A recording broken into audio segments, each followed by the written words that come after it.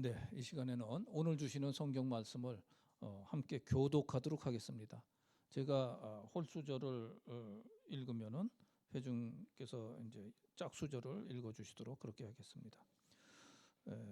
말씀은 주보 그 속지에 있습니다. 주께서 노아에게 말씀하셨다. 내가 보니 이 세상에 의로운 사람이라고는 너밖에 없구나. 너는 식구들을 다 데리고 방주로 들어가거라.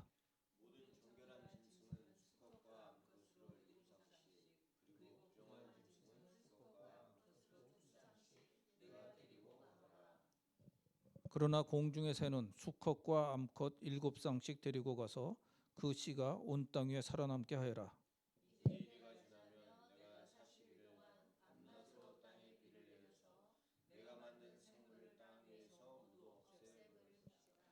노아는 주께서 명하신 대로 다 하였다.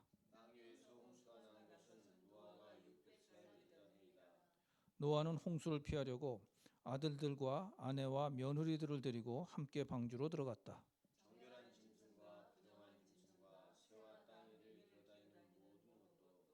하나님이 노아에게 명하신 대로 수컷과 암컷 둘씩 노아에게로 와서 방주로 들어갔다. 노아가 600살 되던 해 둘째 달 그달 11의 날 바로 그날에 땅속 깊은 곳에서 큰 샘들이 모두 터지고 하늘에서는 홍수문들이 열려서 40 밤낮으로 바로 그날 노아와 노아의 세 아들 셈과 함과 야벳과 노아의 아내와 세 며느리가 함께 방주로 들어갔다.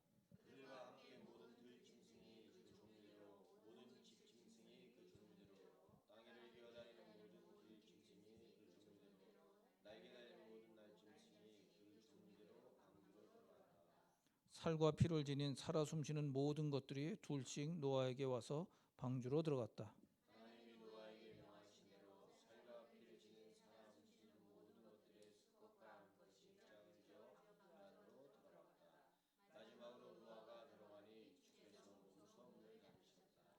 땅 위에서는 홍수가 40일 동안 계속되었다. 물이 불어나서 방주가 땅에서 높이 떠올랐다.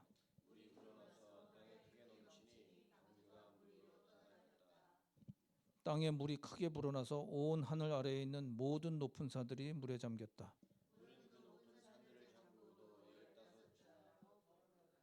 새와 집짐승과 들짐승과 땅에서 기어다니는 모든 것과 사람까지 살과 피를 지니고 땅 위에서 움직이는 모든 것들이 다 죽었다.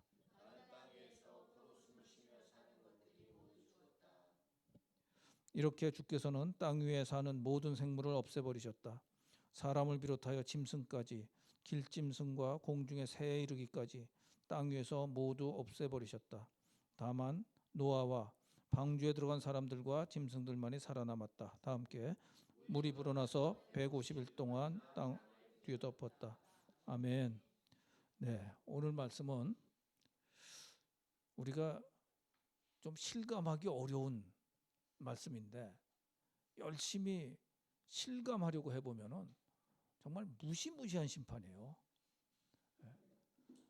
노아의 방주에 들어간 8명 외에는 물에 다 빠져 죽었다. 하나님이 죽이셨다는 거예요.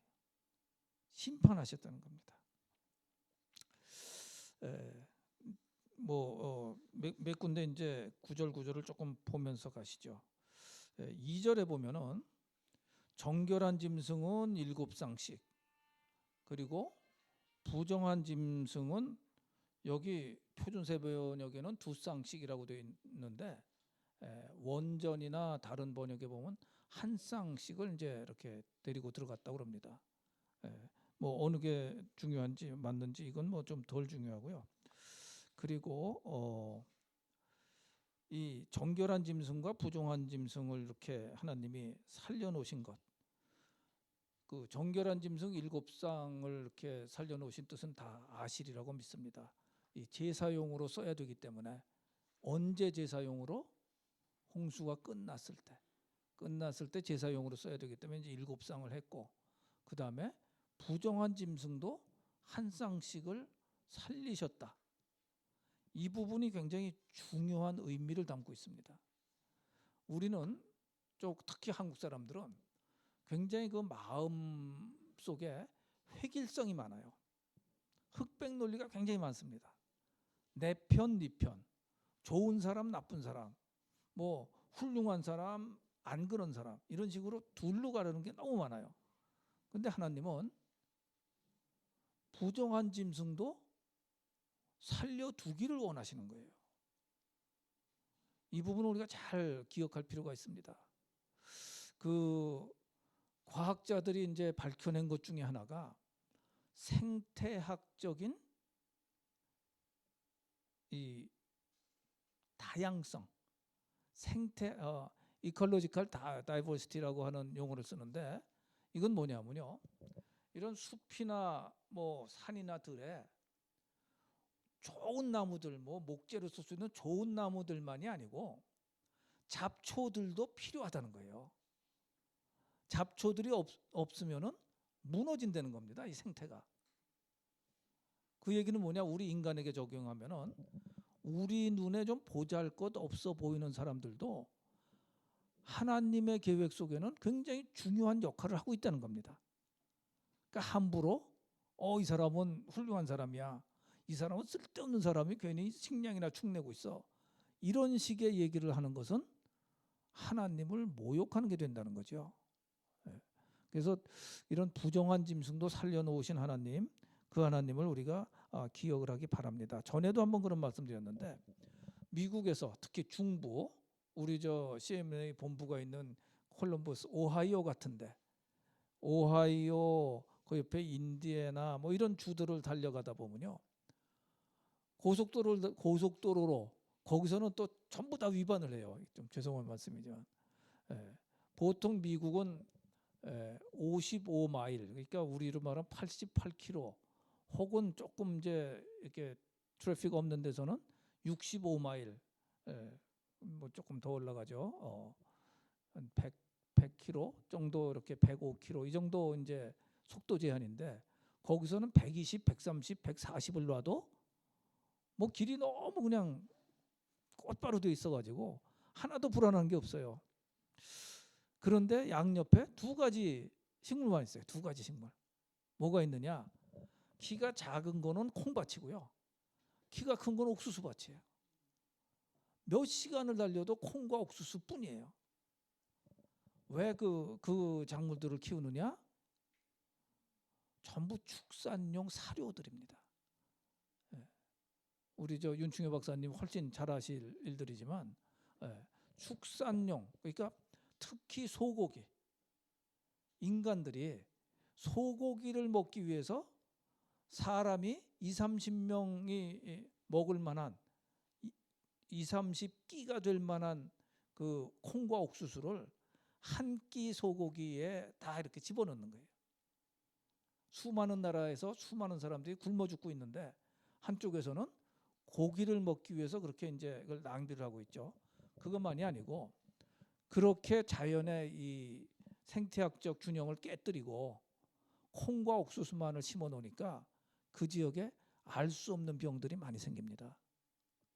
잡초를 싹 없애버려요. 제초제 써가지고서 싹 없애버리고, 또 유전자 조작을 해가지고 아예 제초제에 강한 콩과 옥수수는 살아남고 그거에 약한 것들은 그냥 싹 죽여버리는, 그렇게 하다 보니까 생태학적으로 이상이 많이 벌어지고요, 그게 기상에까지 영향을 미쳐요. 그러니까 하나님께서 하신 일을 인간이 함부로 안다고 하는 데서 수많은 죄악들이 탄생을 합니다.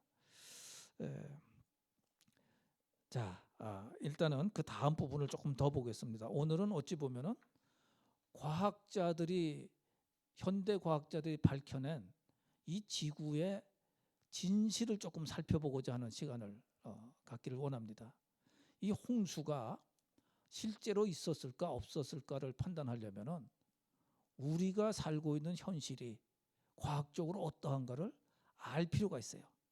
그래서 오늘은 그 부분을 조금 더 보려고 합니다.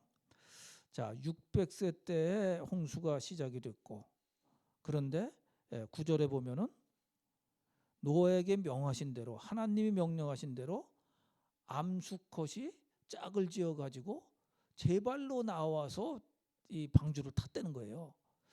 그러면은 이제 어떤 사람들은 그럽니다. 아, 그거는 신화야, 소설이야, 옛날 얘기야. 과연 그럴까요? 한번 생각을 좀 해봅시다. 제가 몇 가지 이제 슬라이드를 좀 준비를 했는데요. 슬라이드 한번 좀 보여줘 보세요. 이게 지구의 내부예요. 요 가운데 있는 핵, 요거 핵이라고 그러는데, 이거는 그야말로 쇳물 덩어리예요. 온도가 6,000도에서 8,000도입니다. 섭씨로. 그리고 요게 이제 하부 멘틀이라고 그러고 상부 멘틀 뭐 이렇게 막 부르는데, 이 전체 길이가 이제 6,400km 정도 되죠. 다음 페이지 한번 좀 보여줘 보세요.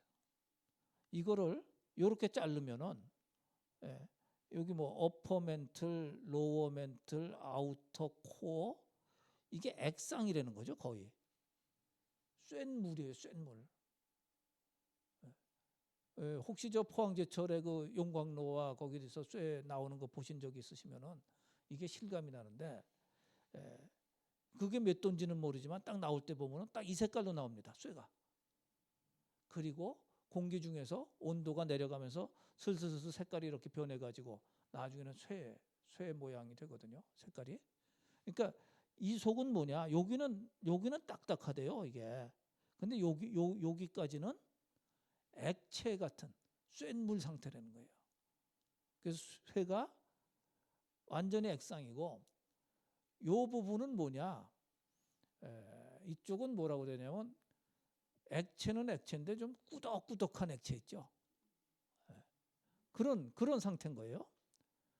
그리고 이 전체 길이 중에 지구라고 하는 거는 앞으로 다시 한번 가봐 주세요. 전체가 크게 잡아서 6,000 내지 6,500km라고 그러면은 흙이 육지 혹은 대륙이라고 하는 게 긴 데가 65km예요. 그러니까 지구라는 공의 100분의 1입니다. 대륙이라고 하는 흙의 두께가 100분의 1이고, 얇은 데는 30km고 더 얇은 데는 이제 그보다 더 얇고, 바다라는 것은 요거는 몇 킬로 안 돼요. 심해 해구라고 그래서 아주 깊이 들어가는 게 한 10km 들어가고요. 나머지는 평균이 뭐 몇백 미터 깊이로 이렇게 들어갑니다. 이건 무슨 얘기냐?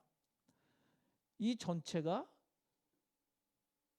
이 건물 천장만한 공이라고 그러면은 그 위에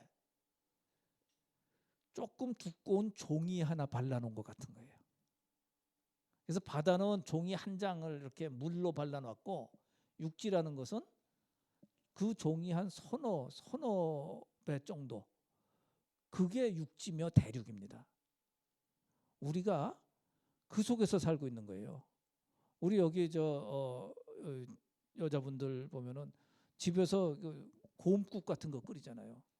그 곰국을 끓이다가 식히면은 겉에 기름이 이렇게 앉죠. 우리 인간을 비롯한 모든 생물이 그 기름 위에서 살면서 우리는 안전해 이러고 있는 거예요. 근데 오늘은 홍수 말씀하세요. 하나님이 홍수를 말씀하시는데, 성경 본문으로 한번 다시 가보시죠. 6절, 7절, 8절, 11절에 가면은 이렇게 얘기를 해요. 11절, 땅속 깊은 곳에서 큰 샘들이 모두 터지고 땅속에 물들이 쫙 있었다는 거예요. 그게 터져서 올라왔고, 그 다음에 하늘에서는 홍수문들이 열렸다 이렇게 말씀하시거든요. 여러분들 저 창세기 1장을 한번 생각해 보십시다. 1장에서 하나님이 하늘을 지으실 때 뭐라고 그러냐면은 지구 껍데기에 물을 잔뜩 넣어 놓으시고 그 물 사이에다가 하늘을 만드셨다고 그래요. 물 사이에. 애굽인들은 그 개념을 같이 갖고 있는데 그 물 사이에 있는 하늘도 신으로 섬겼습니다. 애굽인들은. 그래서 그거는 성경에서는 하늘이라고 표현하기보다는 궁창이라는 표현을 썼거든요. 이 말씀이 그거랑 이제 같이 맞는데 무슨 얘기냐?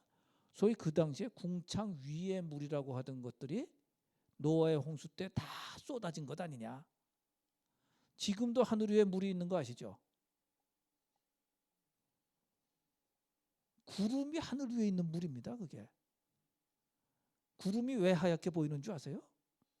수증기는 안 보여요.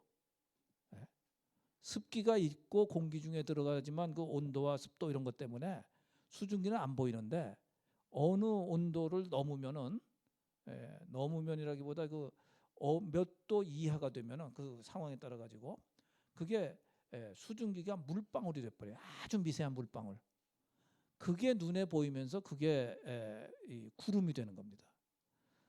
아까 그 사진 중에 그림 중에 세 번째 거 좀 보여줘 보세요. 다음 거. 이게 이제 지구 위예요. 여기가 이제 10km, 여기 50km, 그다음에 100km 이렇게 되는데 땅 중에 제일 높은 데가 어디예요? 네팔. 에베레스트 높이가 얼마죠? 옛날에 저희는 8,848이라고 그랬는데 요즘 나오는 거 보면 8,849래요. 그 사이에 1m가 컸는지 모르겠는데 10km 미만입니다. 아까 그 6,000km 반지름짜리 공에서 보면은 그 에베레스트 꼭대기는요. 우리 종이 중에 얇은 종이 하나밖에 안 돼요. 두께가. 그런데 에베레스트는 보통 사람은 무산소 등정이 안 됩니다. 아주 그 대단한 산악인들만 무산소 등정을 시도를 해요. 무슨 얘기냐? 요 밑에는 산소가 있어. 그래서 우리가 숨을 쉴 수 있는데 그것도 보통 사람은 2,000m 이하에서만 쉴 수가 있어요. 2,000m를 넘으면은 조금 움직이면 피곤하고 고산증이 막 옵니다. 이게 현실이에요, 현실. 하나님 보시기에는 우리 인간이요. 까불면은 그 자체가 코미디예요. 하나님이 웃으시리로다. 그러고 살고 하나님이 살게끔 쫙 펼쳐주셨는데 마치 우리가 그 주인이라도 되는 것처럼 그러고 살고 있는 거거든요. 하늘이 왜 파란지 아십니까? 이 전체가 그거를 보여주는 거예요. 하늘은 공기가 있어가지고 산소, 질소 분자들이 있으면은 태양에서 오는 빛이 거기에 부딪혀가지고 그래가지고 소위 말하는 산란 현상이 돼가지고 파란빛만 우리 눈에 들어와요. 그래서 하늘이 파란 거예요. 다시 말하면 우리가 우주선을 타고서 지구 이 성층권 바깥으로 나가면요 새카맣습니다. 빛이 없어요. 태양과 그 다음에 태양빛을 반사하는 지구만 초록빛 혹은 파란빛으로 보이지 나머지는 새카만 거예요.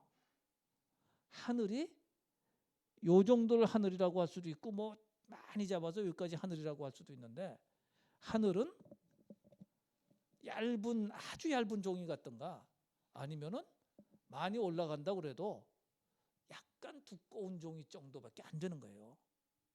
그래서 계시록에서는 이런 말씀을 합니다. 계시록 6장 14절 한번 보여줘 보세요. 이건 아까 이제 그 6장 14 더 가보세요. 아마 제가 넣어놨을 텐데 이렇게 돼 있어요. 네. 하늘이 종이가 뚫뚫 말리듯이 사라진다고 그래요. 마지막 때. 지금 이 과학자들이 밝혀낸 걸 보면은 그런 얘기네. 하나님 보시기에는 하늘이 지구를 덮고 있는 종이장 같은 거예요. 그러니까 하나님이 마지막 때 이 하늘을 걷어버리신다는 겁니다. 그 하늘을 걷어버리실 수 있는 분이 홍수를 내리실 수가 없겠어요, 이렇게. 이거는 하나님 보시기엔 너무 쉬운 일이고 너무 당연한 거예요. 그러니까 우리가 살고 있는 지구과학적인 현실은 이렇습니다. 이거는 무슨 창조과학자들이 막 주장하고 우기는 게 아니에요. 이거는 일반 과학자들이 다 밝혀낸 얘기들이에요. 우리가 이 속에서 살고 있어요. 이것이 의미하는 바는 뭐냐?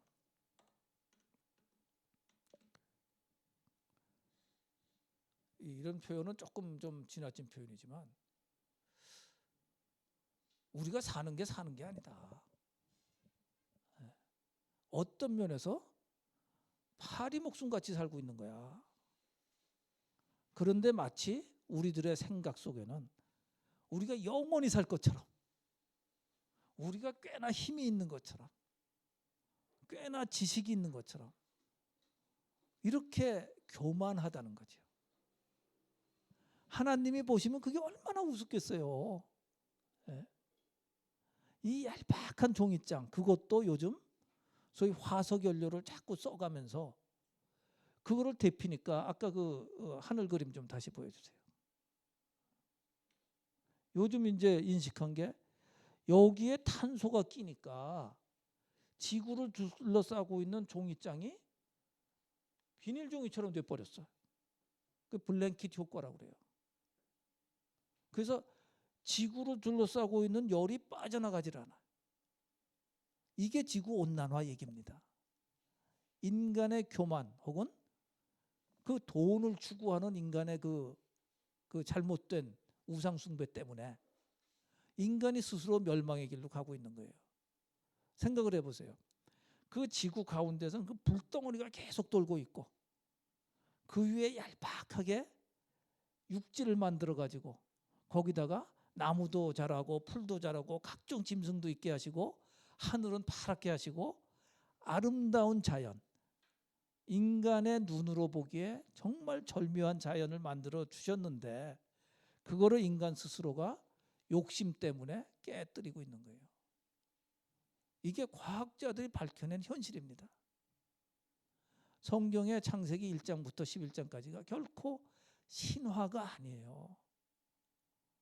너무너무 무서운 현실이에요, 사실은. 그러면 하나님이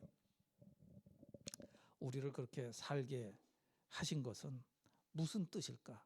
이 시간에 그 뜻을 살펴보는 시간이 되기를 바랍니다. 아까 그 말씀을 드렸잖아요. 동물들이 둘씩 제 발로 나와서 방주에 탔대요. 하나님이 명령하시니까 그 명령대로 동물들이 따랐다는 거예요.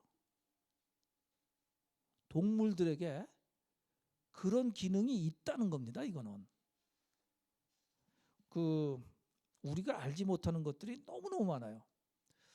제가 농업 선교 때문에 그 미생물 공부를 이제 몇 년을 했었어요.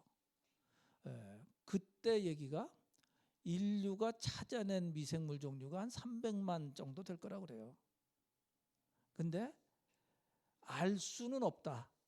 미생물학자들이 알 수는 없지만 못 찾아낸 게 그거보다 100배 이상 있을 거야. 못 찾아낸 종류가. 그러면서 1%도 안 되는 지식 가지고 다 아는 체를 해. 그리고 이런 거 아세요? 자연 상태로 남녀 이 성을 선택을 안 하고 임신 출산을 하면은 남자아이와 여자아이의 비율이 어떻게 되는지 아세요? 그게 절묘하게 102대 100으로 나와요. 남자아이들이 2%가 많게 나와요. 어디서나 그래요. 지구상에 어디서나. 왜 그러냐? 남자는 그 남성적인 본능 때문에 어려서부터 이 모험을 하고 이런 걸 잘해가지고 2%가 자라다가 죽는 거예요. 그것까지 감안해서 하나님이 그렇게 성비를 맞춰 놓으신 거예요. 그걸 누가 맞추겠어요? 그 성비를. 요즘 이제 출산이 잘 안 되고 임신이 안 되는 사람들이 많은데 저는 성경적으로 도시화 때문에 그렇다라고 생각을 합니다. 왜 그러냐? 이 또 하나 이상한 현상이 인구 밀도가 어느 지역에서 높아지면은 남자들의 그 정자 수가 감소를 해요. 남자들이 스스로 그거 못하는 거예요, 전혀. 정치가들도 못하는 거예요. 근데 하나님이 우리가 알지 못하는 뭔가를 심어 놓으신 거예요, 우리 속에. 그래가지고 인구가 너무 많아지면은 남자의 정자 수를 줄여버려요. 그건 누가 하는 거예요? 그 사진 좀 보여주세요. 나비 사진. 얘가 이름이 제왕나비, 왕이란 얘기예요. 모나크라는 게 왕이란 소리인데 제왕나비라고 해가지고 멕시코에서 캐나다까지 왔다 갔다 하는 나비입니다. 그 우리 윤충현 박사님 이거 보셨대요. 때로 날아다니는 걸 보셨대요. 그래서 너무 부러웠는데 그 아까 지도를 좀 보여주세요. 얘들이요, 멕시코 어디쯤에서 보셨어요? 하여튼 멕시코에서부터 미국 북부 혹은 캐나다까지 올라갔다가 내려오고 이거를 반복을 하는데 이게 한 6,000km에서 8,000km를 나비가 날아갔다가 내려왔다 그래요. 그런데 너무너무 이상한 거는 당대에 올라갔다 내려온다면 그럴 수도 있겠다. 4대에 걸쳐서 그래요. 나비가 가다가 자기는 죽고 새끼가 나와. 새끼가 또 가. 여기서 또 새끼 낳고 자기는 죽어. 그 새끼가 또 내려와. 그리고 여기까지 또 와. 이거는 누구의 프로그램이냐 이거예요. 과학자들이 현상을 밝혀냈는데 그게 누구의 프로그램이냐. 프로그램 없이 그렇게 할 수가 있느냐는 거죠. 우리를 포함해서, 우리 인간을 포함해서 모든 동식물 가운데 인간이 아직 전혀 알지 못하는 하나님이 심어 놓으신 신비한 것들이 있습니다. 그게 현실이에요, 현실. 누가 억지 주장하는 게 아니고 지구 속에 불덩어리가 돌고 있는 게 현실이듯이 우리 속에 그 어떤 남녀 성비나 이런 것들이 현실이듯이 이런 나비들, 무슨 돌고래 이야기 수도 없이 많습니다. 이게 현실이에요. 그러면은 노아 때 전 지구의 멸망을 하나님이 선포하시고 일부 동물들에게 니들은 노아가 만드는 방주 속으로 들어가라라고 했을 때 그들이 제 발로 들어간 것이 신화냐? 아니에요. 인간이 모를 뿐이에요. 인간이 모르니까 신화라고 막 그러는데 겸손해야 되는 거예요, 인간은. 내가 모르는 부분이 얼마든지 있고 사실은 모르는 게 훨씬 더 많죠. 그리고 나도 틀릴 수 있다. 이거를 인정을 해야 되거든요. 그런데 마치 나는 뭐 다 알아. 나는 틀릴 수가 없어. 이런 것처럼 주장을 하다 보니까 인간들이 이 하나님의 섭리를 깨닫지 못하는 거예요. 자, 그런데 다음 주에 이제 계속될 말씀드리지만 하나님이 노아와 그 가족들을 남기시는 것은 하나님의 긍휼이고 동시에 하나님의 섭리예요. 소위 말하는 남은 자 신학이라고 그러는데 지난주에 말씀드렸지만 이 남은 자를 남기시는 게 하나님의 은혜입니다. 어떤 사람을 남기시느냐? 그거는 그냥 하나님의 뜻이에요. 꼭 의인만 남긴다? 아까 본 것처럼 정한 짐승만이 아니라 부정한 짐승도 남기세요. 하나님의 뜻이에요. 우리가 남은 자가 되었다면 그건 은혜입니다. 은혜. 우리가 잘해서 정한 짐승이라서가 아니고 은혜로 남은 거예요. 특별히 우리 예수님 믿게 되고 교회로 온 우리들이 하나님 앞에서 다시 생각해야 될 것이 있습니다. 뭐냐?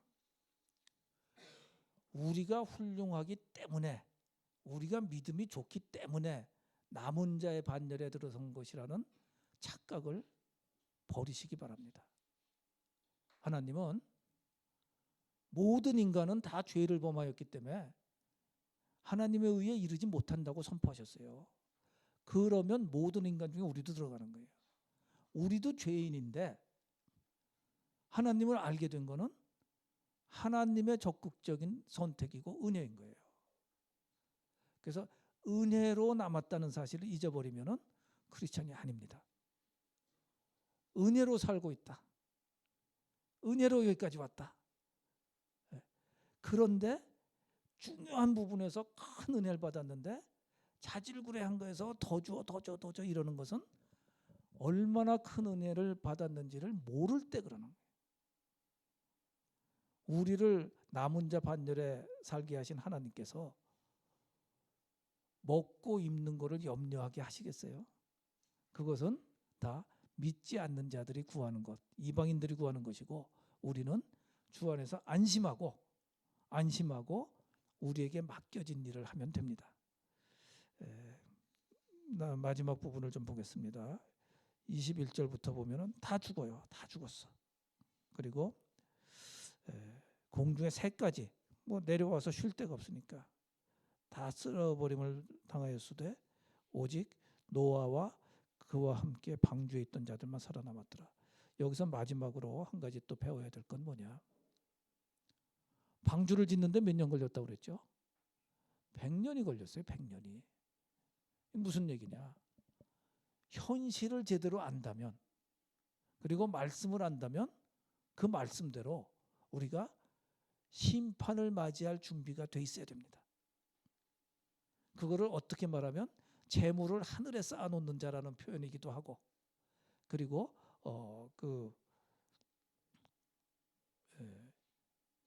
등불을 준비한 그 열처녀 비유 여기서 다 연결되는 거예요. 무슨 얘기냐? 방주를 100년 동안 준비한 자들은 살아남았어. 등불과 기름을 준비한 5처녀는 그리스도의 혼인잔치에 들어갔어요. 준비를 해야 된다는 겁니다. 우리가 이 심판에 대해서 준비를 해야 되고 그래서 우리만 살아남겠다고 남들은 다 그 배전에 달라붙는 자들을 뿌리치면 크리스찬이 아니고 한 명이라도 더 건져내겠다고 진리를 복음을 전파해야 됩니다. 이 지구 얼마 안 남았어요. 이렇게 하면 얼마 안 남았습니다.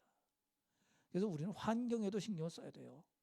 그리고 전도에 신경을 써야 됩니다. 정리해서 말씀드리고 말씀을 마치겠습니다. 자, 첫 번째 것 함께 읽도록 하겠습니다.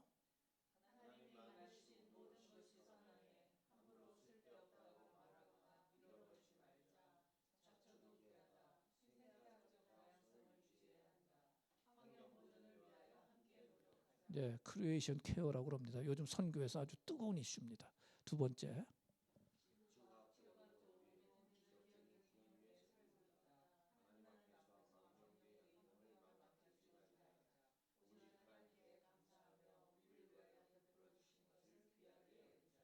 네, 3번도 읽겠습니다.